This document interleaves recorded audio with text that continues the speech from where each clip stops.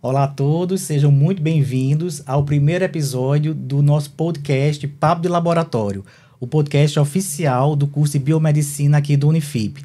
Eu sou o professor Arthur, coordenador do curso de Biomedicina, e hoje nós estamos com alguns convidados para falarmos de um tema muito importante, não só para nós da área de saúde, da área das ciências biomédicas, como também para a população em geral. O Papo de Laboratório, embora tenha esse nome, né, nós iremos debater, falar sobre temas relacionados, obviamente, a laboratório, à saúde, mas num contexto geral. Então, diversos assuntos serão debatidos, serão explicados aqui no nosso podcast. Comigo, nós temos aqui o professor Jonas, que é professor do curso de Biomedicina aqui do Unifip, e Guilherme, que é aluno do 7º período também do nosso curso. Gostaria de começar com vocês se apresentando, por favor, professor Jonas. Olá, professor Arthur. Olá a todos vocês. Guilherme, prazer estar aqui participando do primeiro episódio do Papo de Laboratório. Quero agradecer desde já pelo convite. E meu nome é Jonas Ferreira, como o professor Arthur já falou. Sou biomédico formado aqui pela casa, mestre e especialista em citopatologia, né?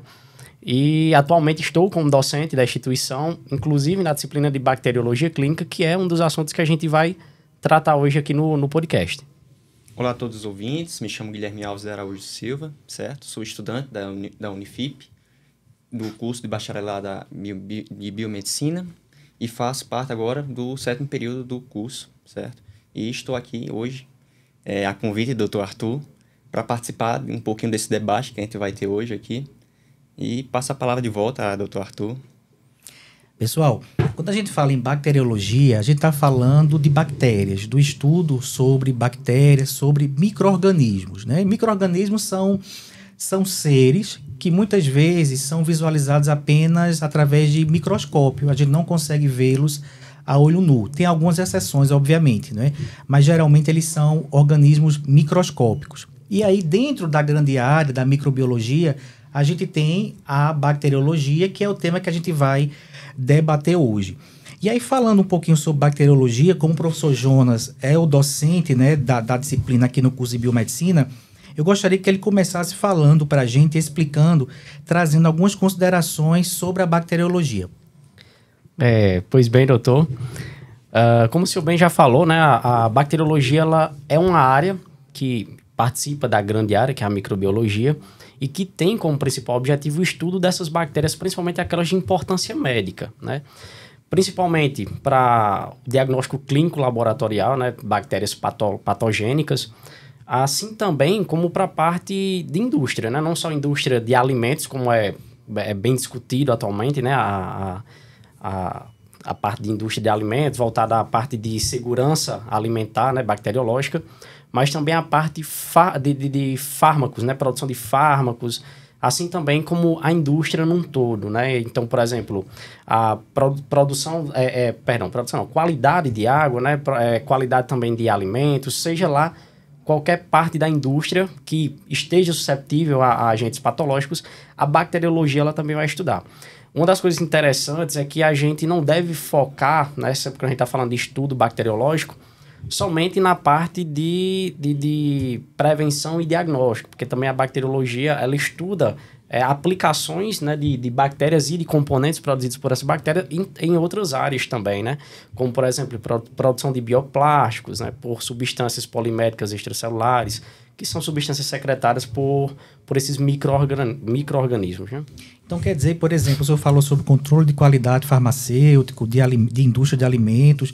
Então, um alimento, ou, por exemplo, um produto derivado do sangue humano, ele precisa passar por um controle de qualidade para avaliar a presença ou não de micro-organismos, de bactérias patogênicas, por exemplo. Com toda certeza, né? Por exemplo, numa cadeia de produção alimentar, você tem todo um envolvimento humano ali, né? E graças a isso você tem, infelizmente, essa susceptibilidade a contaminações.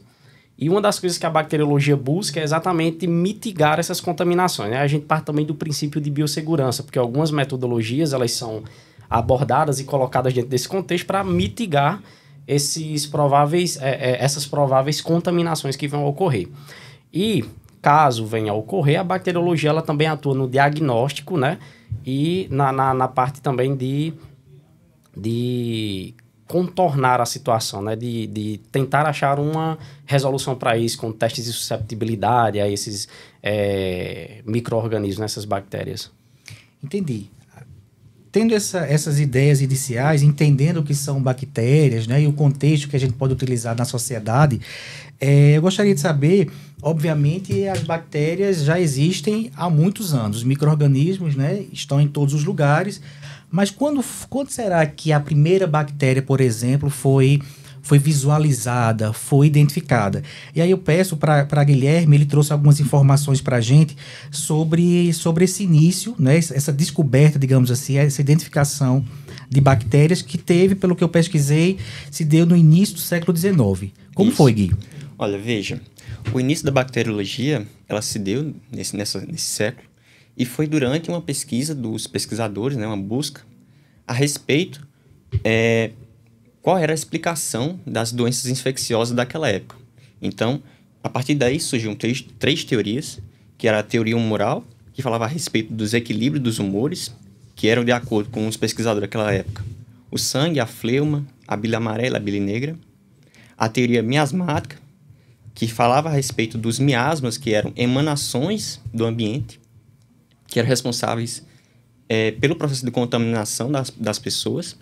E a teoria dos germes, que é a teoria aceita hoje em dia, certo? Que foi proposta pelo químico Louis Pasteur, que ela defendia que todas as doenças infecciosas elas tinham como causa, como origem, algum processo de seres microscópicos que estavam ali presentes no meio ambiente e que contaminavam o ser vivo, certo? Aliado a essa teoria dos germes, houve também a teoria proposta pelo pesquisador francês Antoine Béchamp, que falava a respeito da teoria do terreno biológico. Que basicamente o que era essa teoria? Consistia que todos os seres vivos eles possuíam micro-organismos em si, e isso era natural. Então, não apenas os micro-organismos patogênicos estavam no ambiente. Existia um equilíbrio entre os micro-organismos do ambiente e os micro-organismos natos do ser humano. O que promovia as infecções seria, de fato, uma causa de desbiose entre esses micro-organismos naturais e dos ambientes. Então, essas duas teorias elas foram a base da microbiologia moderna e, a partir desses estudos, a gente teve como base a pesquisa das vacinas, dos cuidados em hospitais com contaminação. Toda a parte de prevenção. Isso. Né? Com essa fala de Guilherme, me veio algo que a gente poderia debater. Primeiro ponto, antes da identificação de germes, de micróbios, micro-organismos, havia teorias de que as pessoas adoeciam por... O querer divino. Por querer divino, né? As questões de punição das divindades. Exato. E aí, depois que a gente começou a ver realmente que são micro-organismos que podem causar essas patologias.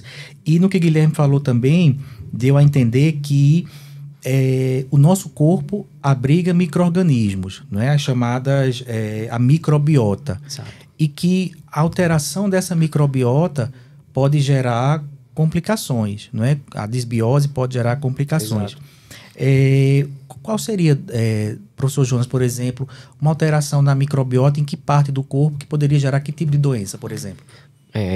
Inclusive, era uma coisa que eu ia entrar também, né? Mas aí o professor Arthur já puxou, então vamos dar prosseguimento. Acredito que todo mundo aqui já deva ter sofrido algum tipo de infecção intestinal, né? Basicamente, a infecção intestinal, você tem uma bactéria patogênica que ela consegue se estabelecer, né, dentro daquela microbiota, o que, quando a gente adoece, né, parece ser fácil, mas a nossa microbiota residente, ela não deixa isso acontecer com tanta facilidade, tanto que você não fica adoecendo continuamente. O que ocorre é exatamente uma desbiose, né? A bactéria residente, a nossa microbiota, ela atua prevenindo essas infecções por outras bactérias que vão causar algum tipo de patologia, principalmente disputando por micronutrientes, né? por também competição, ou melhor, competição por sítios de adesão, modificação de pH da região. E quando a gente tem algum tipo de disbiose, aí sim você tem o processo patológico que vai ser desenvolvido, né? Você vai ter aquela infecção, né? Você vai ter a adesão do micro-organismo, a multiplicação, penetração e posteriormente a multiplicação, e aí sim você estabelece o quadro patológico posteriormente. Deixa eu ver se eu entendi. Então, quer dizer que, um exemplo, o que o senhor citou, no intestino humano a gente tem bactérias. Exato. E normalmente, quando o indivíduo é saudável, nós temos bactérias do bem. Exato. Que vivem lá em harmonia. Quando eu tenho alguma alteração nessa população, elas diminuem, bactérias do mal. Exato. As bactérias do mal já estão lá em menor quantidade, mas elas podem ser adquiridas também por uma água contaminada, Exato. por um alimento, uma mão contaminada. E aí, quando elas se proliferam demais, elas podem causar doença. Com toda certeza. Ou essa infecção ela vai ser, ou você, na verdade, vai adquirir em algum momento essa bactéria, ou você já adquiriu, mas ela está silenciada, porque a nossa microbiota ela também consegue fazer isso, né? Por competição, como eu já havia falado posteriormente.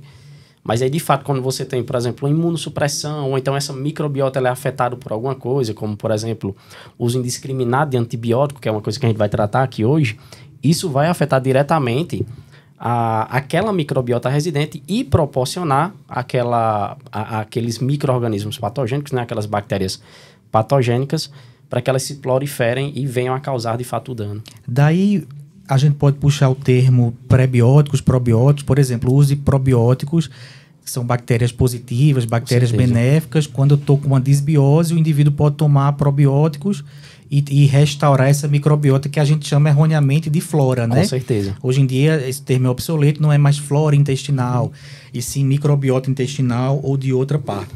E aí, falando em probióticos, falando em utilização de bactérias para restaurar a microbiota intestinal ou de outra área do corpo, a gente observa também que as bactérias não são apenas vilãs, né? A gente também tem a utilização delas como na biotecnologia, Exato. desde alimento, né? Fermentação de pães, de queijos, vinho, né? de vinho, ou utilizando elas para produzir alguma substância. No próprio intestino, a gente tem bactérias produtoras, por exemplo, de vitamina K. Exato. Né? Então, a relação saudável com elas é benéfica para o ser humano, né? Com certeza. Aí, quando a gente fala em bactérias, a gente tem um mundo, né? Vários tipos de bactérias, diversidade aí microbiana. A gente tem informações sobre diferença de formas, de coloração. A gente tem bactérias mais arredondadas, bactérias que têm motilidade, outras que não. E qual a importância tanto da forma quanto das colorações, por exemplo, para o diagnóstico bacteriológico, laboratorial? Perfeito. Quando a gente vai tentar identificar, né, de forma laboratorial uma bactéria, essas características morfológicas delas é imprescindível para que esse diagnóstico ele seja feito, né? E aí, normalmente, a gente tem bactérias gram-positivas e gram-negativas, né? O que é isso, né? Quando a gente vai fazer identificação bacteriana, a gente leva em consideração morfologia relacionada a, por exemplo, se a bactéria é um coco, se a bactéria é um bacilo, né? Se ela é um coco-bacilo, se ela é uma espiroqueta, que ela tem uma espécie de forma mais espiralada, né? E essas formas também, elas se organizam de algumas maneiras, como, por exemplo, se ao fazer uma lâmina, né, e corar ela com a coloração de Gram, que a gente já vai falar sobre isso, mas corei com a coloração de Gram, eu observei cocos organizados em espécies de cacho. Isso me remete muito a um gênero chamado Staphylococcus. Se esses cocos eles se organizam, por exemplo, em cadeias, né, já vai remeter a um gênero chamado Streptococcus, né? Obviamente eu não vou levar em consideração somente aquela morfologia observada de forma primária, né? Eu vou me basear principalmente em testes bioquímicos que serão feitos posteriormente, né, para que aí sim seja evidenciado características não só morfológicas, mas também bioquímicas dessas bactérias. Outra coisa bastante importante é levar em consideração a arquitetura de cada bactéria. Então, por exemplo, bactérias gram-positivas, elas têm uma parede celular bem mais espessa e são produzidas principalmente, essa parede celular ela é principalmente produzida por peptidoglicano, que é o que fornece essa característica mais rígida da bactéria. Isso possibilita, por exemplo, que em ambientes em que ela sofreria de osmólise, né, que a entrada de água romperia essa célula bacteriana, isso não vai ocorrer com grande facilidade. A bactéria ela tem uma maior resistência dada essa parede de peptidoglicano mais espessa. O senhor comentou aqui, só me interrompendo rapidamente, o senhor comentou sobre gram positivo, gram negativo. Qual a importância dessa informação para o diagnóstico laboratorial e tratamento? Perfeito. Quando eu estou me referindo a bactérias gram positivas, né? Gram é uma coloração, isso, não é isso? Gram é uma coloração, né? Foi desenvolvida há algum tempo atrás, já faz muito tempo, e que basicamente você consegue colorar as bactérias, né, em azul ou vermelha, né? Os estudantes sabem muito bem disso. Mas isso tem uma importância muito grande, porque, por exemplo, o diagnóstico ele vai ser feito de forma diferente, né, para uma bactéria gram positiva ou para uma bactéria gram negativa. E essa questão dela ser gram positiva ou negativa remete muito à característica da parede celular, como eu vinha falando, né? E aí, a da gram positiva ela é bem mais espessa porque é rica em peptidoglicano, enquanto a gram negativa ela é uma parede um pouco diferenciada, porque a gente tem pouco peptidoglicano, né? E vai estar, na maior parte, concentrado em um pequeno espaço que a gente chama de periplasma, e acima disso a gente tem uma membrana externa. Aí você pode até pensar, então quer dizer que a gram negativa ela é mais fácil de morrer. É pelo contrário, na verdade, né? A gente tem mecanismos que essas bactérias elas vão acabar desenvolvendo ao longo de sua evolução e de mutações que elas sofrem, que vão propiciar mecanismos patogênicos bem mais complicados, tanto para a parte de medicamentos como para facilitar o processo de se um paciente chega no laboratório, faz um exame, por exemplo, está com a infecção urinária, coletou urina para a gente avaliar essa urina, se tem bactérias, o analista, o biomédico identificou bactéria na urina, fez coloração de gram. Quando dá gram positiva ou gram negativa, isso diferencia algo do tratamento? Sim, com toda certeza. Porque a gente tem classes de antibióticos, né? Então, por exemplo, eu posso classificar antibiótico como um antibiótico de amplo espectro, que aí você tem, por exemplo, antibióticos que vão tanto ser utilizados para gram positivas como para gram negativa, ou vai ser utilizado, por exemplo, um antibiótico com espectro reduzido, que aí você vai destinar a um grupo específico, pode ser só gram negativa ou só gram positiva, pode ser uma espécie específica, né, em que aquele antibiótico ele consegue atuar de maneira mais eficaz, mas com toda certeza, essa questão dela ser positiva ou negativa vai influenciar diretamente nesse tratamento. E uma parte interessante é que essa questão de saber qual medicamento vai ser utilizado é realizada através do teste de susceptibilidade, né, ou de sensibilidade, que a gente chama de antibiograma. O antibiograma é quem vai dizer a qual medicação, né, a qual antibiótico aquela bactéria ela é resistente ou vai perecer, né, perante ele. A gente já fala sobre antibióticos, antibiogramas. Eu queria ainda fechar a parte de diagnóstico bacteriológico, né, microbiológico. O senhor comentou sobre realizar lâminas, visualizar o microscópio, fazer coloração, mas somente esses achados não são muitas vezes suficientes para a gente fechar um diagnóstico, né? Certeza. E a gente passa também, muitas vezes, a gente tem que fazer uma cultura da secreção, que com certeza vocês aí já devem ter escutado bastante, né? Cultura de secreção ou cultura de urina. Quando a gente fala em cultura, a gente está falando em estimular o crescimento da bactéria em laboratório, né? E eu gostaria que o Gui falasse alguma coisa para a gente, né, sobre esses meios de cultura. O que são esses meios? Quando é que a gente usa? Para que a gente usa? Olha, quando chega uma amostra biológica no laboratório, a gente pode destinar ela à análise do crescimento bacteriano. Ela basicamente vai consistir em uma placazinha chamada placa de Petri. E essa placa ela tem uma substância colagenosa, né, gelatinosa, que ela é o agar. O agar é um componente das algas marinhas e ela é utilizada como um substrato perfeito para o crescimento bacteriano. Então, a gente coloca o agar como substrato e adiciona nutrientes a esse agar para enriquecer esse meio, tá? Então, a gente pega a bactéria da amostra biológica, faz a permeação nela no meio e, a partir disso, a gente vai fazer a identificação posterior, né, depois de alguns dias, do que cresceu ali. Então, a gente vai fazer a diferenciação através dos meios de cada tipo de bactéria. Se ela é gram-positiva, fazendo os testes, como o Jonas falou. E tem os testes também de metabólicos, que são a catalase, peroxidase, todos esses testes que estão incluídos no diagnóstico da bactéria. Além disso, existem 3 tipos de meios, que são os principais, certo? A gente tem um meio sólido, que ele é um meio que vai ser composto só pelo meio de água, que pode ter também nutrientes, que ele é utilizado para isolamento das bactérias, que é justamente isso. A gente pega as amostras no laboratório, as amostras biológicas, coloca nesse meio para conseguir isolar as bactérias que estão presentes naquele material, tá?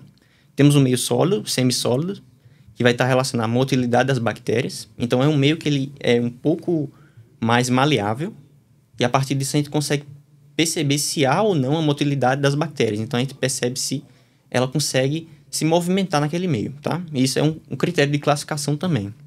E, por último, a gente tem o meio líquido, que são meios utilizados para enriquecimento das bactérias. Então, a gente utiliza esse meio para estimular o crescimento delas e até armazenar, tá? Então, são caldos nutrientes que possuem vários nutrientes ali que são essenciais para o desenvolvimento da bactéria.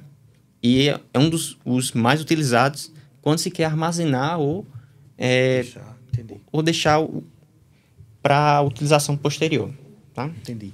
Então, quer dizer que pelo que Guilherme trouxe, dá para entender que nós temos vários tipos de meio de cultura, né? Então, bactérias diferentes crescerão em meios de culturas diferentes também. Isso. Então, é um meio de crescimento, mas também um meio seletivo. Com certeza. De crescimento bacteriano. A gente consegue, com isso, chegar a qual bactéria estamos diagnosticando, digamos assim. Exato. Principalmente quando a gente vai tratar, por exemplo, de gêneros, né, ou de famílias. Então, por exemplo, se eu pegar aqui enterobactérias, né?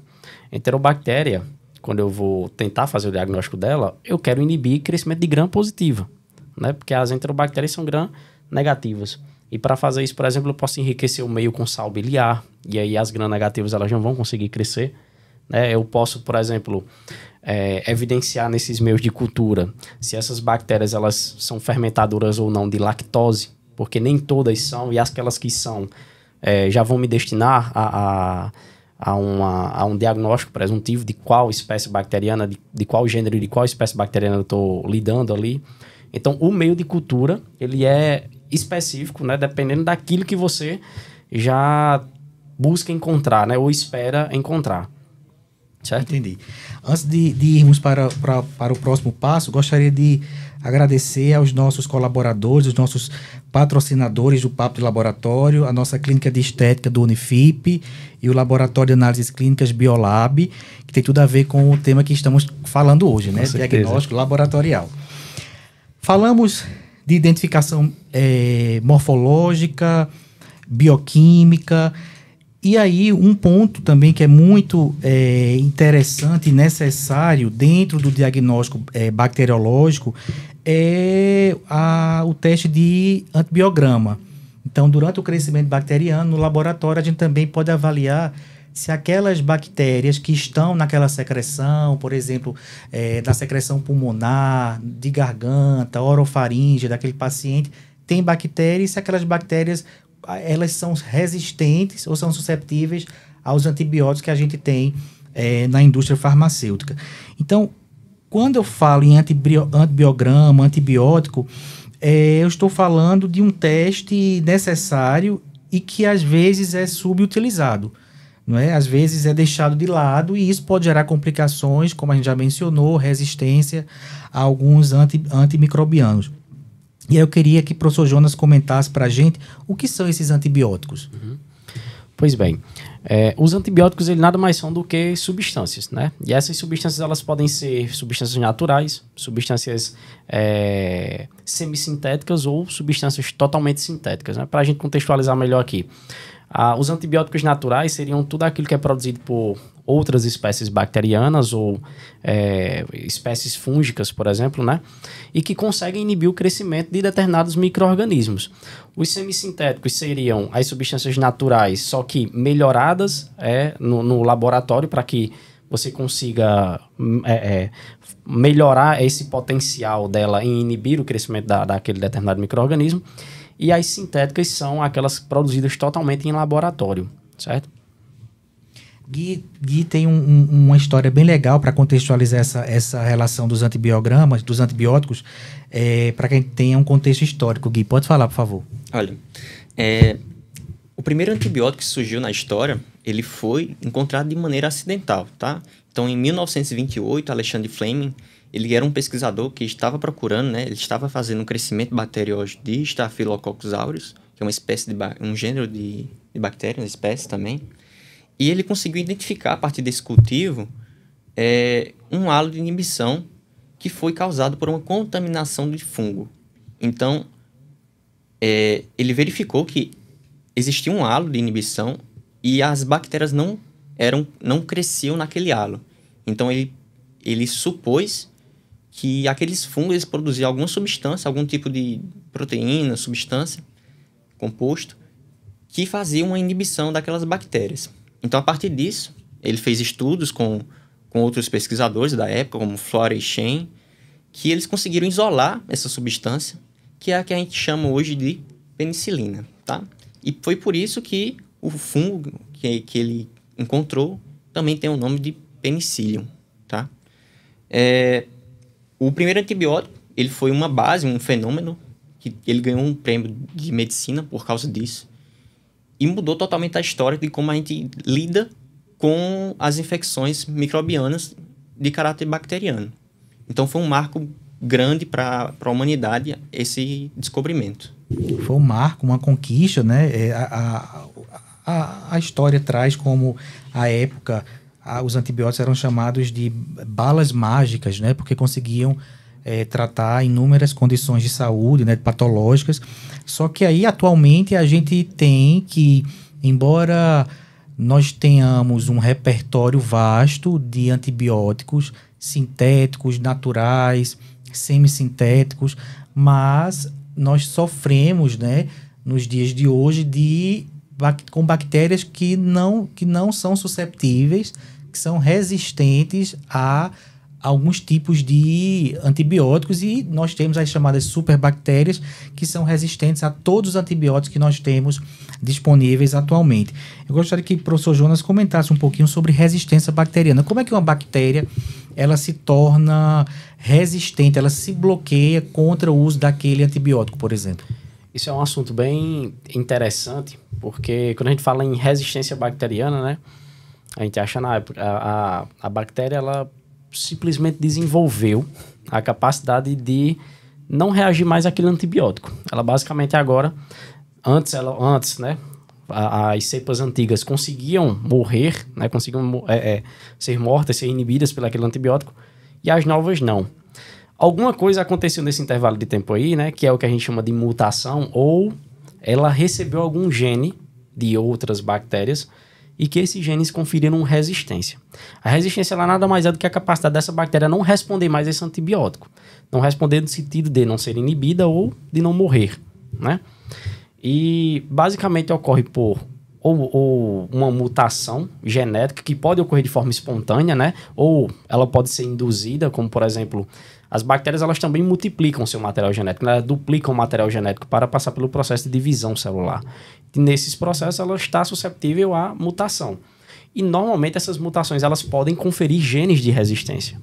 Assim também como esses genes de resistência eles podem ser transmitidos a outras bactérias, como por exemplo através do plasmídio, né? Que é um outro material genético que as bactérias elas podem ter no seu citoplasma e que é facilmente transferível, né? Então aí elas acabam respondendo, ou melhor, não respondendo de forma significativa a um medicamento, né, um antibiótico que antes ela respondia. Isso é a resistência. Lembrando também que as nossas ações enquanto seres humanos também influenciam bastante. Com certeza. Ao surgimento dessas resistências, né? Até estava notando aqui que tem muito a ver com um tema, uma área de pesquisa, né? da saúde, que é a One Health, né? Que é a saúde única, que tem um envolvimento homem, agricultura, medicina animal, medicina humana. Como é, professor Jonas, que, por exemplo, que se dá essa relação, por exemplo, veterinária, saúde animal, o meio ambiente e o desenvolvimento dessas resistências? Pois bem, como eu falei, elas podem surgir por mutações, né? E essas mutações elas vão ocorrer de forma natural, durante o processo de multiplicação, ou elas podem ser induzidas. E essa indução é onde entra a mão humana, né? Porque a gente tem que levar em consideração o uso indiscriminado de antibióticos, que ocorre muito, não só para humanos, mas também para a parte animal. E aí você tem exatamente esses 3 eixos da saúde única conversando diretamente para que haja possibilidade, né, constante de mutações que vão beneficiar essas bactérias em adquirir genes de resistência. Por quê? Com esse uso indiscriminado, você pega, por exemplo, um antibiótico e vai utilizando ele muitas vezes da maneira errada, e no final aquela bactéria que não era resistente a esse antibiótico, ao final, né, ela vai conseguir um gene que vai possibilitar a próxima linhagem dela, a próxima estirpe, uma resistência. É o caso, por exemplo, do Staphylococcus aureus resistente à meticilina, né? Da Klebsiella pneumoniae resistente a carbapenêmicos, que são classes de antibióticos, né? A Klebsiella, inclusive, é a chamada superbactéria. Superbactéria, né? Exatamente. Professor, também lembrando que nessa relação saúde única, por exemplo, o uso de antibióticos na produção de animais. Na bovinocultura, né? exato. Bovinocultura, na parte de utilização de antibióticos, até mesmo para as rações, né? Para exato. O alimento desses animais, que também eles entram em contato, as próprias bactérias da microbiota desses animais podem adquirir resistência, e quando a gente consome essa carne, exato. Também pode causar alguma interferência. Com né? toda certeza. Uma indução direta, né, da mão humana nessa resistência. Aí, pegando esse rumo sobre resistência a antibióticos, né, a gente tem também um ponto muito importante sobre isso, que são as infecções relacionadas a assistências em saúde, né? Então, que é definida quando um indivíduo ele se infecta, o que era antigamente chamado de infecções nosocomiais, né? Que agora tem outros nomes, outra nomenclatura. E aí, o que é que a gente tem de interessante para debater sobre essas IRAs? O professor Jones pode começar a falar o que é que a gente tem que influencia, por exemplo, essas altas taxas dessas IRAs que causam muita morbidade e mortalidade também para a população mundial. Pois bem, professor.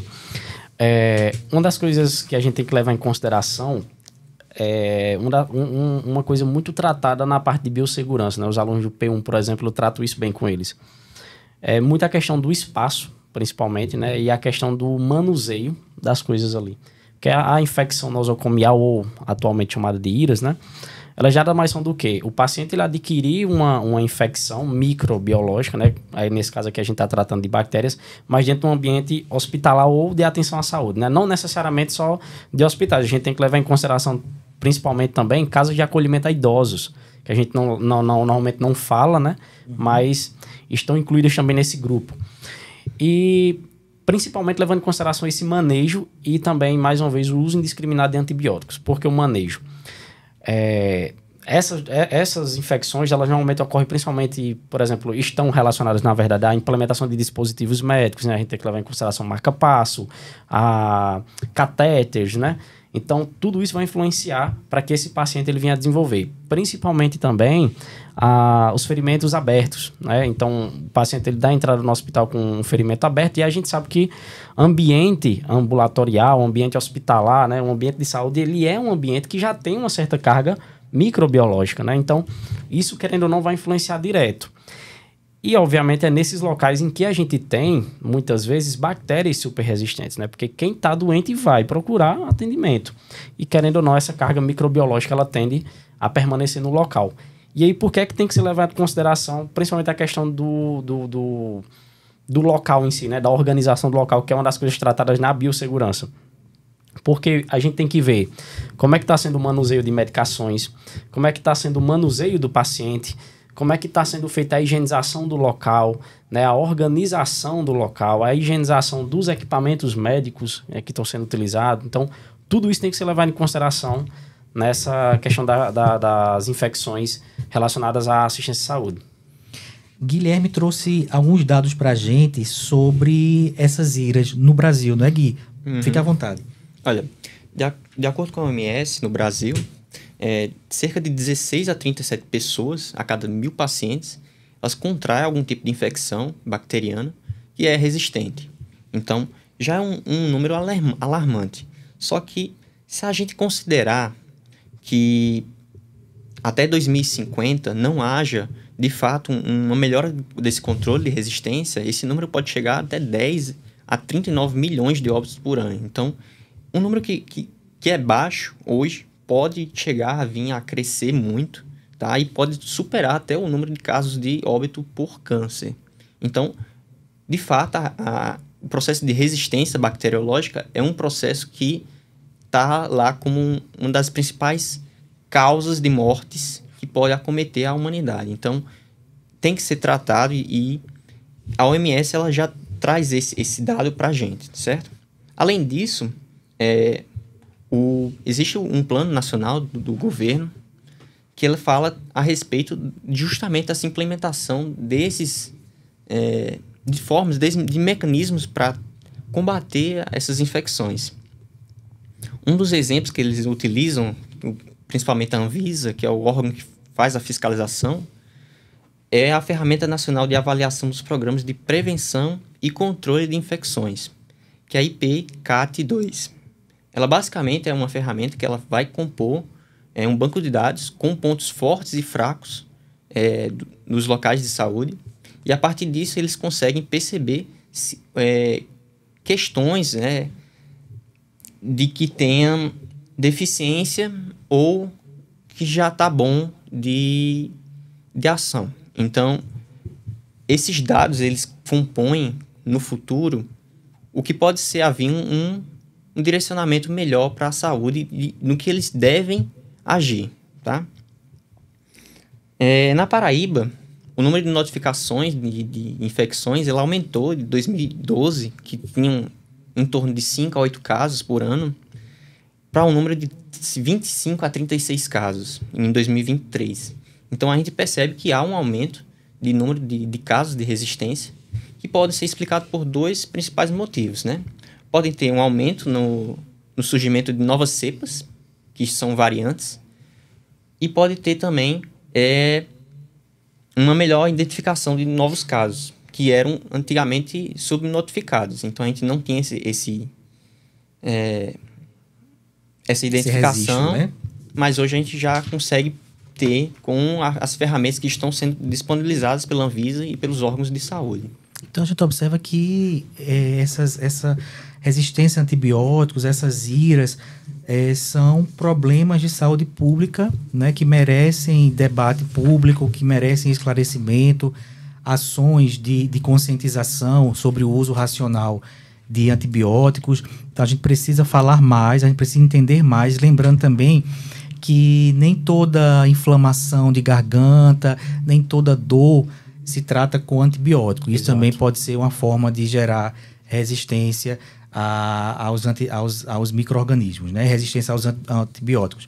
Então, a gente vai finalizando o nosso primeiro episódio do Papo de Laboratório. Espero que vocês tenham gostado. A gente agradece pela participação, pelo acompanhamento, não é, do nosso episódio. É um tema relevante para a sociedade, para a população.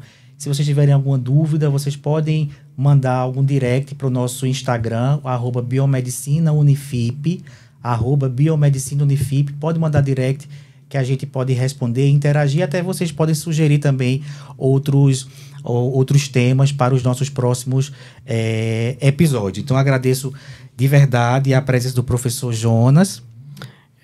Mais uma vez, eu que agradeço, professor Arthur, doutor Arthur, porque é um privilégio, né, poder participar do primeiro episódio do podcast. Espero voltar aqui outras vezes, né? E agradecer também a Guilherme, né, por todo o apoio, todo o engajamento aqui, por trás dos bastidores, né? Dos bastidores. Né? Obrigado, Gui, você sempre presente com a gente. Eu que agradeço, Arthur. É sempre um prazer estar aqui com vocês.